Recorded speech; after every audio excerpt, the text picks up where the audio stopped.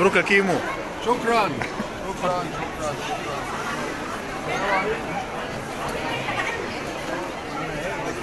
هنا كريم.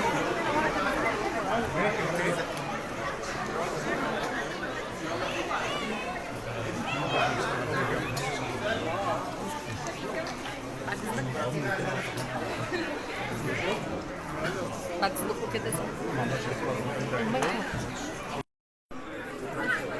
انا عارف طبعا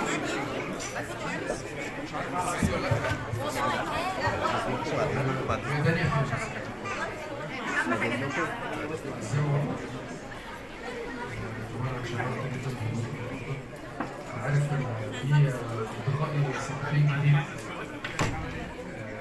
كلموني بعد المسلسل الفيلم ورحت واحد بس معتذر لو ما عرفتش ارد الفيلم اللي فاتوا دول، واعتقد في ناس بتروح اليوم لسه الايام اللي جايه ان شاء الله نتكلم عن كل التفاصيل بتاعتها.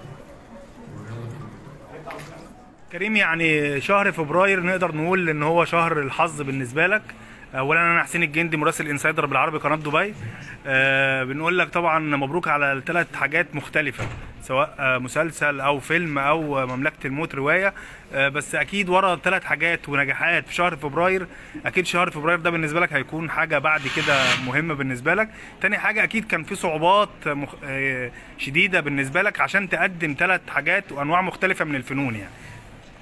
هقول لك على حاجه، شهر فبراير مبدئيا عندي شهر خاص جدا. لو في عيد ميلاد اثنين مهمين قوي في حياتي، مراتي وكاميليا، دانيا وكاميليا، ده شهر فبراير، فاكيد طبعا ده شهر مهم بالنسبه لي. بس الروايه يمكن نزلت في فبراير، بس قبلها كان محضره في يناير، يعني خلاص كانت خلصانه.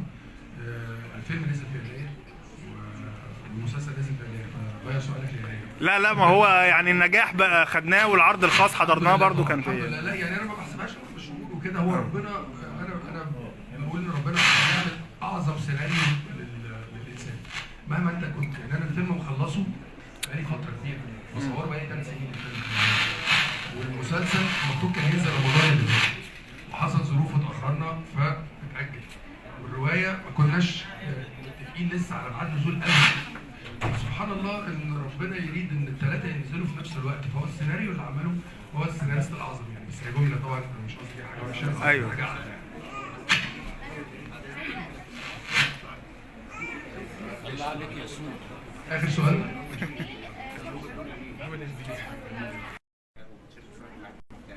لما بتنزل كسينما النجاح بتاعها بيبقى مضمون، مثلا بيبقى النجاح بتاعتها قويه، ولا مثلا ان انا اكتب سكريبت وما يبقاش؟ انا شايف ان الروايه هي اللي ممكن تنجح عشان بتشارك الجمهور معاك. ممكن نبقى صعب قوي. طيب احنا هنبدا توقيع دلوقتي، حابب يوقع العمل دلوقتي مع استاذ كريم.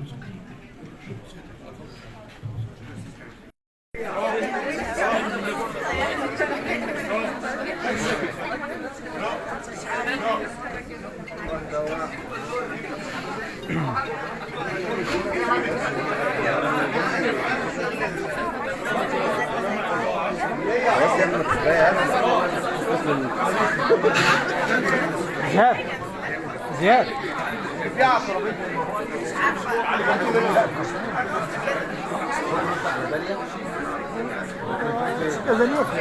كرتون ايدك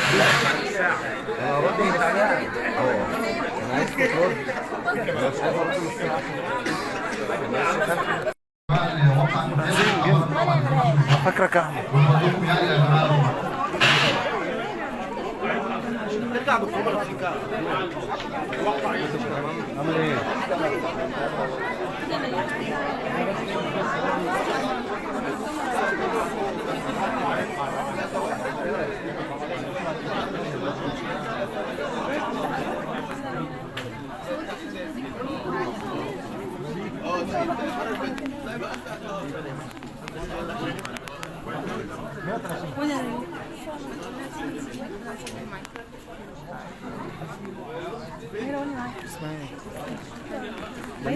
باسم ها خدها وهي قاعده عادي.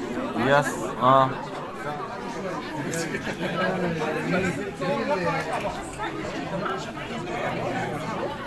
الكتاب جاي اهو.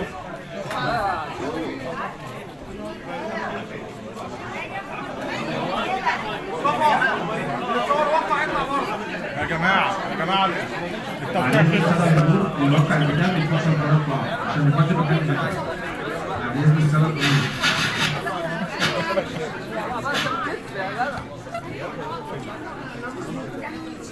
احنا مش في اتوبيس